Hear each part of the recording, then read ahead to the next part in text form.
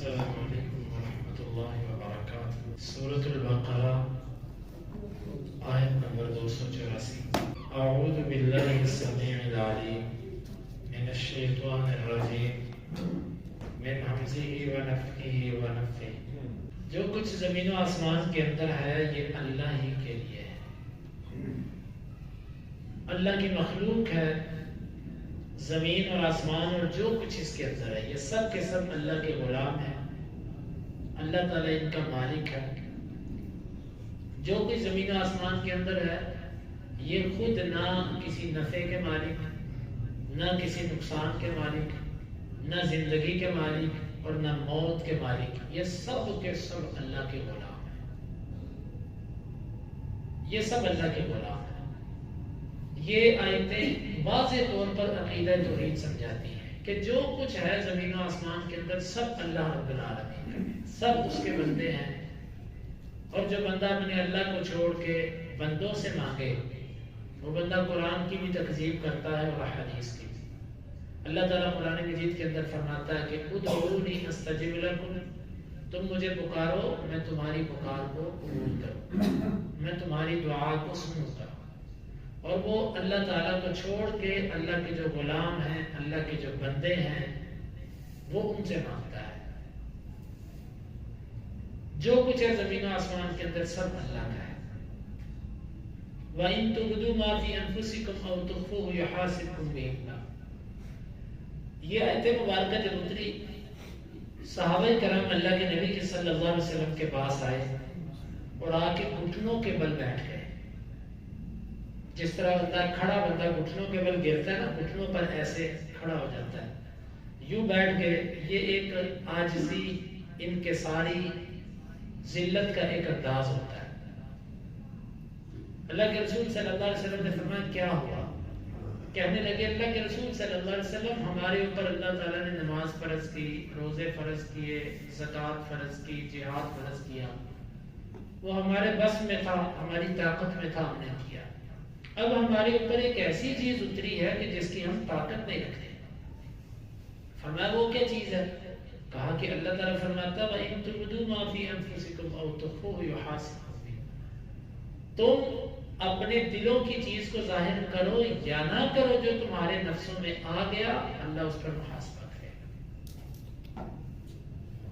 اللہ کے رسول صلی اللہ علیہ وسلم ہم اس کی طاقت تو نہیں رکھتے کہ اپنے دل کے اوپر بھی اب کنٹرول حاصل کرنے کے، دل میں ایسی چیز آنے ہی نہ دے۔ اللہ کے نبی صلی اللہ علیہ وسلم نے اس انداز کو دیکھا تو آپ نے فرمایا کہ تم پہلے کتابیوں کی طرح نہیں کر رہے کہ ان کے اوپر جب کوئی چیز اترتی تھی وہ کہتے تھے سمعنا وعصینا، ہم نے سنا اور اس کی نافرمانی کی۔ تم تو ویسے کر رہے ہو، بلکہ تم یہ کہو اللہ رب العالمین سے کہ سمعنا واطعنا، ہم نے سنا اور اس کی اطاعت کی۔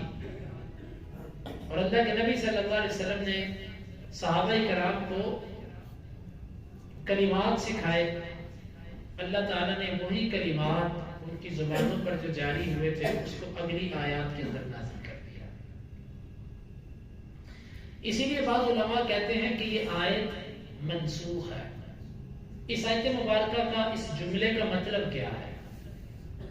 کیونکہ حدیث کے اندر آتا ہے، صحیح مسلم کی حدیث ہے، دیگر کتابوں میں بھی آتی ہے، اللہ تعالیٰ فرماتا ہے فرشتوں سے کہ جب میرا بندہ نیکی کا ارادہ کرے تو تم نے نیکی لکھ دینی، اور جب یہ نیکی کرے تو پھر تم نے 10 نیکیاں لکھنی، اور جب میرا بندہ برائی کا ارادہ کرے تو تم نے برائی نہیں لکھنی جب تک یہ برائی کر نہ لے، اور جب یہ برائی کر لے تو تم نے ایک برائی لکھنی ہے۔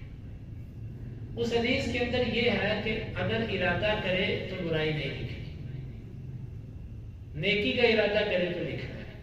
یہاں پر ہے کہ تم ظاہر کرو یا چھپاؤ، اللہ تمہارا اس پر محاسبہ کرے۔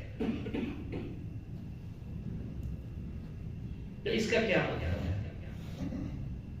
مفسرین نے اس کے کئی مطلب بیان کیے۔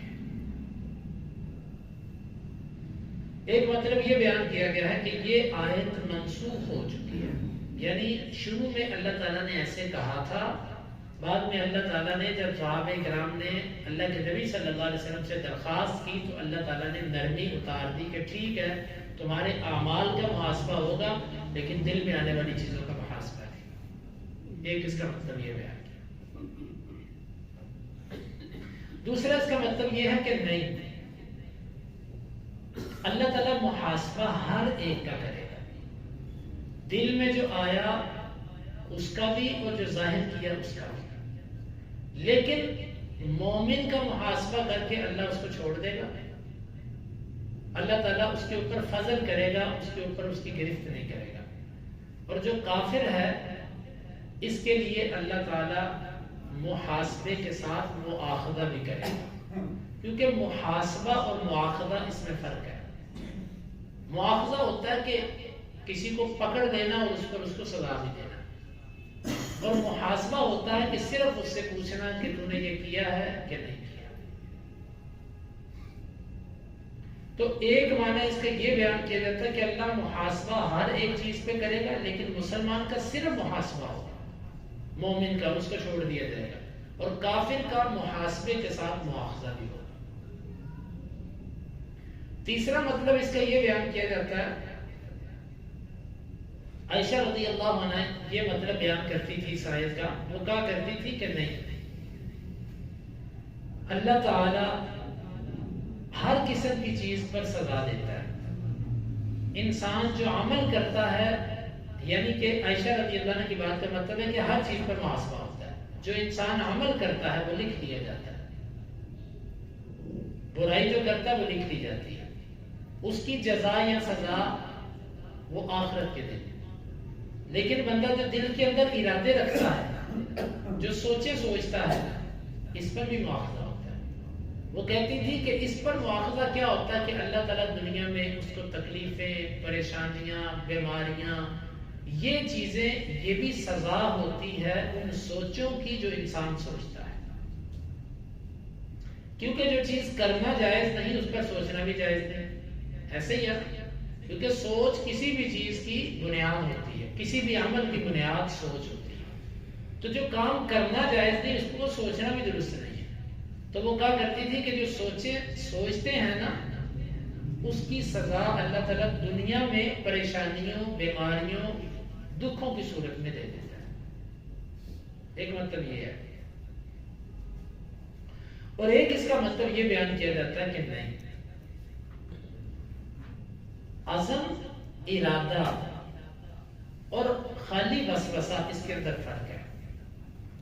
جب دل کے اندر وسوسے آتے ہیں اللہ تعالیٰ اس پر مؤاخذہ نہیں کرتا۔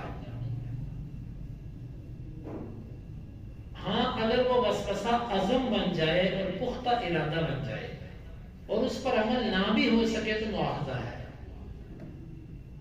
جس طرح کہ حدیث کے اندر آتا قاتل اور مقتول دونوں جہنم میں ہوں گے۔ صحابہ نے کہا اللہ کے رسول صلی اللہ علیہ وسلم قاتل کی تو سمجھ آتی ہے کہ اس نے قتل کیا، مقتول جہنم میں کیوں؟ تو آپ صلی اللہ علیہ وسلم نے فرمایا کہ اس لیے کہ وہ اس کو قتل کرنے کا ارادہ رکھتا تھا، اب ارادہ تھا، اس کا عزم تھا، اور اس پر وہ پکڑا گیا، یعنی اس کو موقع نہیں ملا، لیکن اس پر مؤاخذہ ہو گیا اس کا۔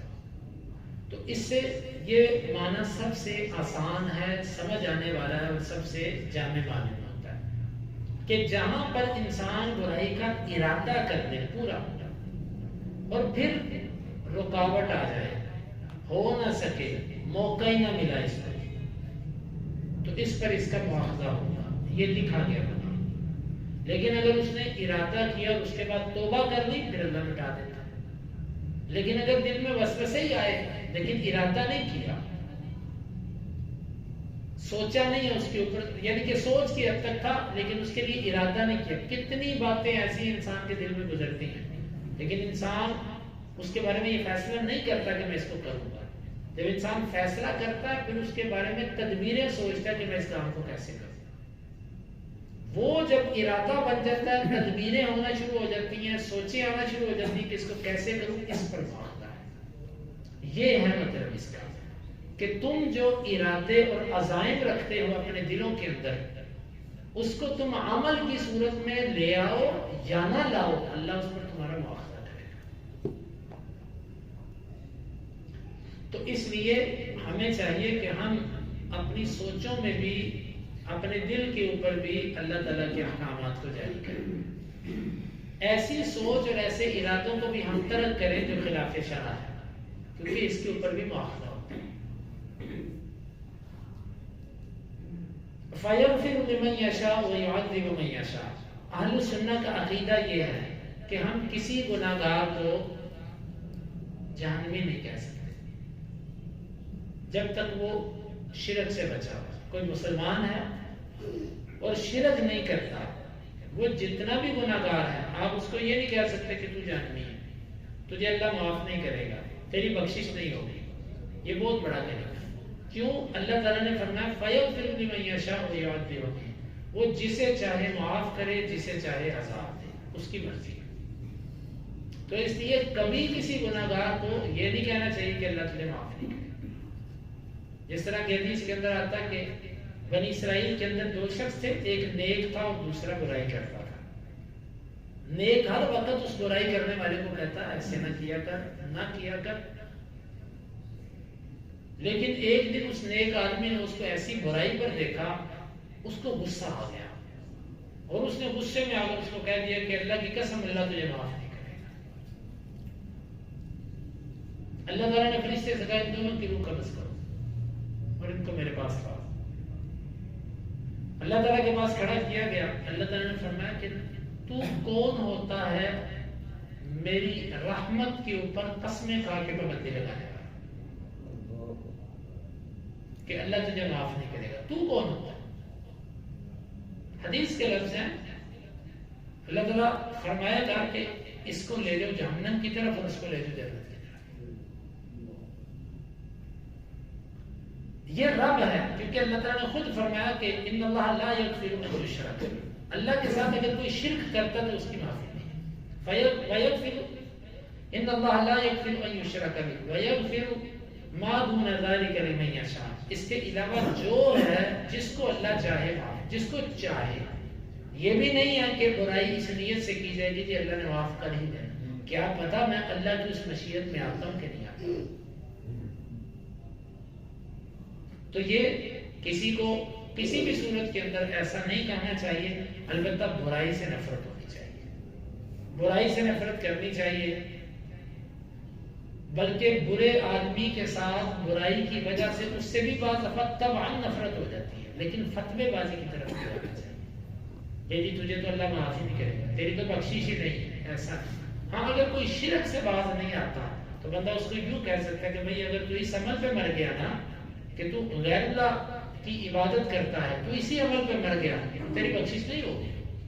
یہ احتیاطی جملہ ہے، اگر تو اس پہ مر گیا تو پھر تیری بخشش ہوگی، اگر وہ توبہ کر دیتا تو ٹھیک ہے۔ تو پھر اللہ جس کو چاہے معاف کرے اور جس کو چاہے عذاب دے۔ واللہ علی کل شیء قدیر، اور اللہ تعالی ہر چیز پہ قدرت رکھنے والا ہے۔